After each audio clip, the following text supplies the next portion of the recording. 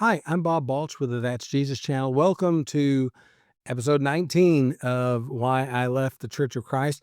I want to start this one with a confession. For most of my adult life, I really did not have joy.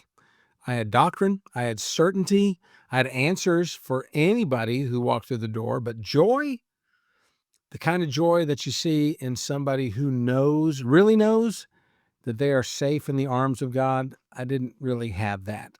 And for a long time, I didn't even notice that it was missing. So I spent more than 40 years in the churches of Christ. I left because I just couldn't take what I was reading in Scripture and apply that to the tradition that I'd grown up in. And one of the clearest places that gap showed up was in the area of assurance, the simple confidence that because of Jesus, I am saved, that I belong to him, that nothing is going to rip me out of his hands.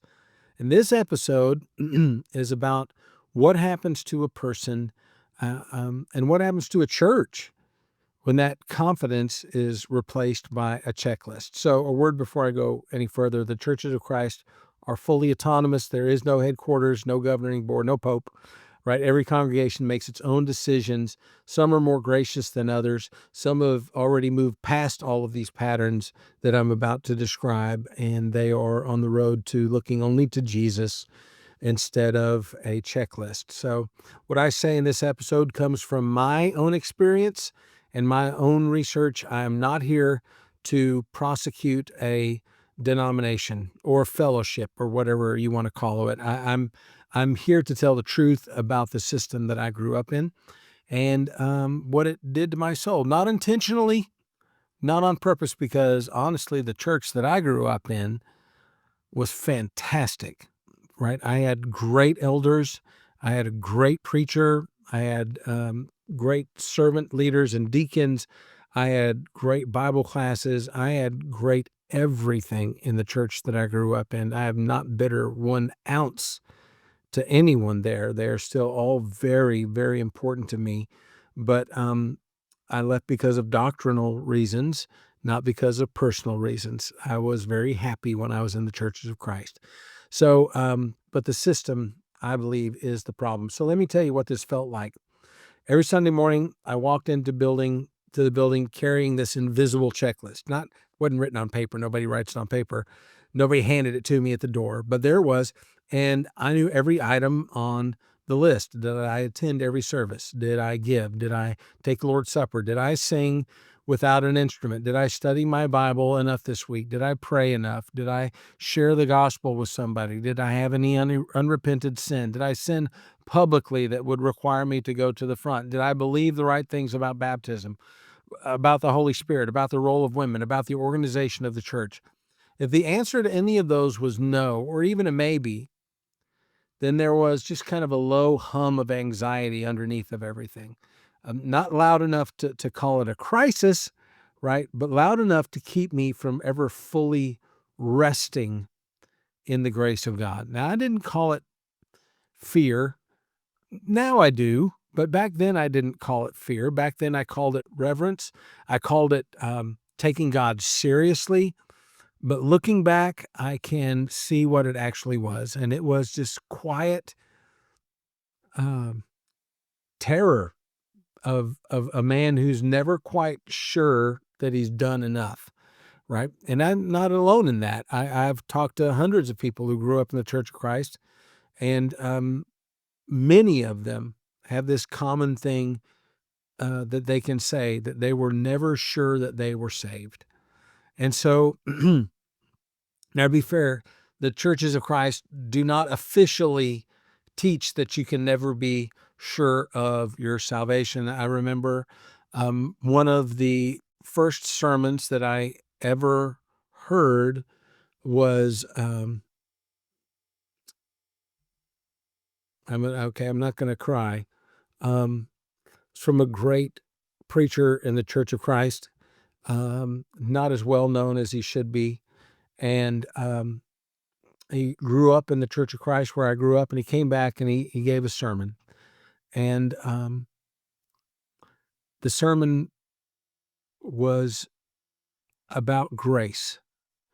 and he talked about the Apostle Paul and how the apostle said, I know that there's a reward laid up for me. I know it.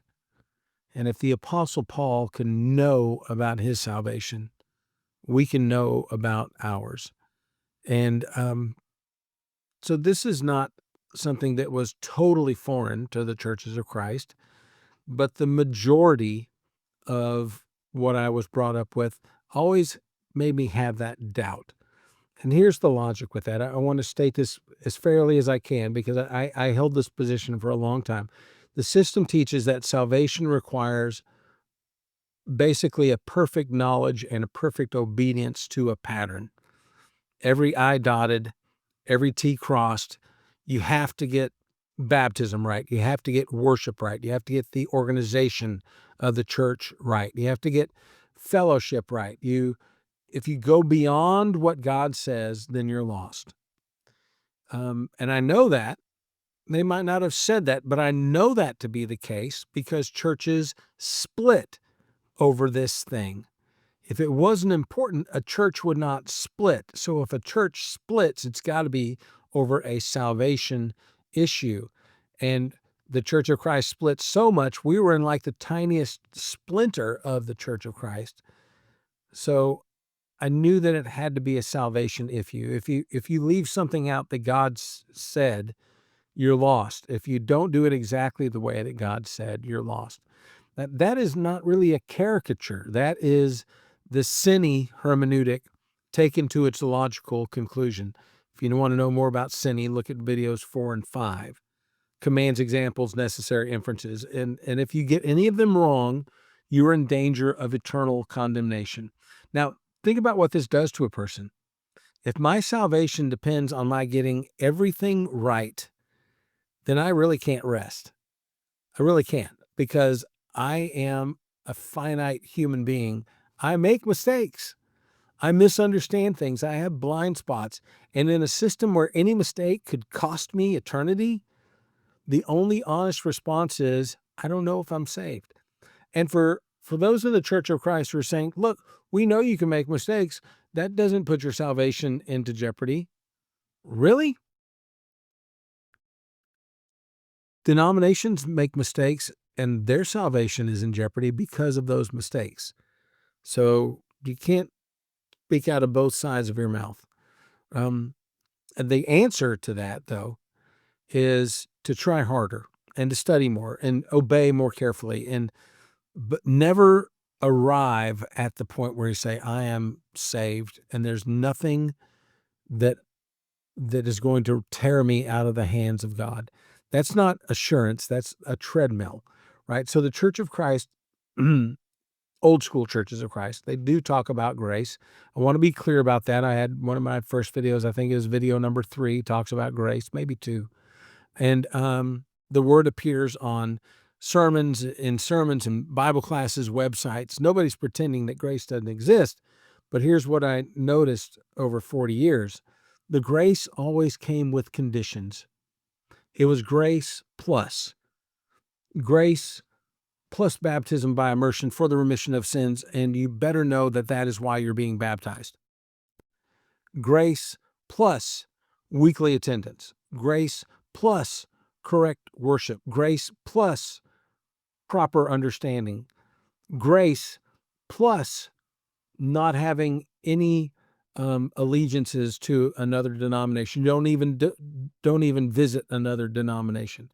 Grace plus relationships with people who are only going to get you closer to Jesus and not outside of the faith, right? So don't start being friends with an Assemblies of God pastor, right? And grace, and then you have just this list of things that you have to do on top of the grace to be saved. And so I once came across a congregation's website that listed in plain language how their members would get to heaven. And it included obeying the gospel and worshiping in a scriptural manner and evangelizing the world and providing benevolence. And that was the list, right? That's their pathway to heaven, right? But Jesus was not on the list. The cross, the resurrection, the finished work of God is not on the list. It's been replaced by a to-do list. So I want to be honest. I don't want to repeat things from that other episode, but the people who believe these things love Jesus. I don't doubt for a second that they love Jesus, and I don't even doubt their salvation, right? But the system had trained them to describe salvation as something that they earn by performing the right religious acts, and they will never say that they earned it, though, because that is a taboo word. So they just say, I just have to be obedient. And my obedience puts me in a place where I can receive the grace. And if that's your framework, grace stops being a gift and it becomes the first line of a contract that you have to fulfill. Right? So Leroy Garrett, he spent decades as a voice for unity within the Stone-Campbell movement. He told a story that really kind of stuck with me when I read his book. He described a church member, somebody who had been in the pews for years, who kept going to preacher after preacher after preacher after preacher with a simple question. And the question was this: what is good about the good news? Think about that. A lifelong church member sitting under preaching every week, and the best he could come up with was, what exactly is good about this? What is good about all of this? Garrett's diagnosis was really sharp. He said that the problem was that the Church of Christ had spent more time straightening out people's misunderstandings of baptism than preaching about Jesus, the atonement of Christ. The church, he said, had been guilty of preaching an ordinance more than a person. And that hit me kind of hard because I recognize that. I grew up hearing more sermons about what baptism does than about what Jesus did. More lessons on the correct form of worship than on the God that we're supposed to be worshiping. More arguments about the pattern than the proclamations of the King. So when the focus of your preaching is get this right or you're going to be lost, that is not good news. That is a warning. And warnings have their place. I'm not going to debate that. They do. But if the warning is all that you ever hear, eventually you stop expecting good news at all. So, right. So, I want to talk about what this does in the life of a congregation because I lived in it. I watched it, not so much with the church that I grew up, but with other churches. When no one is sure that they're saved, something dies in the worship. The singing gets dutiful, like it's a duty, instead of being full of gladness and joy. The prayers get really formal instead of honest. The people say the right words and they mean them as much as they can, but there is a ceiling on their joy. You can't celebrate what you're really not sure that you have. And that's the sad part. I remember sitting in services where we sang Blessed Assurance, Jesus is mine. And I thought, do I really believe that? Do we really have assurance? Or are we just singing words that our theology really doesn't talk about much? The Lord's Supper becomes a somber obligation instead of a feast of gratitude. The contribution becomes a box to check. The invitation song becomes a weekly guilt trip. For some churches, not every church, but in some churches, that's what it has turned into. And the faces in the pews start to look more and more burdened than blessed. So I'm not saying that there's no joy in the churches of Christ. There is. I experienced it, right? I saw people who loved God with genuine warmth. They are still in those churches that I left, but the joy was always kind of fighting against the system. It survived in spite of the theology, not because of the theology. So here's the part that really kind of broke something open for me. I went back to and I read Alexander Campbell, the man whose work kind of shaped the entire movement. Sorry, my mouth's getting a little dry. And I found a very different understanding of baptism than the one that I was raised with. Campbell did not teach that baptism was a legalistic work. He taught it as a pardon-assuring sign of God's grace. In other words, baptism was not the thing that earned your forgiveness. It was the moment where God's promise became personally visible to you and everyone else. It was not a hoop to jump through. It was a declaration, you are forgiven. That's what baptism was. So Martin Luther, a very different theologian from Campbell, that's for sure, but one that Campbell did respect, said something very similar. Luther said that when doubt crept in, a believer could look at their baptism and say, God made a promise to me, and that promise holds. Baptism for Luther was not a sign of anxiety. It was a source of confidence. You look back and you say, I was baptized. I was sealed.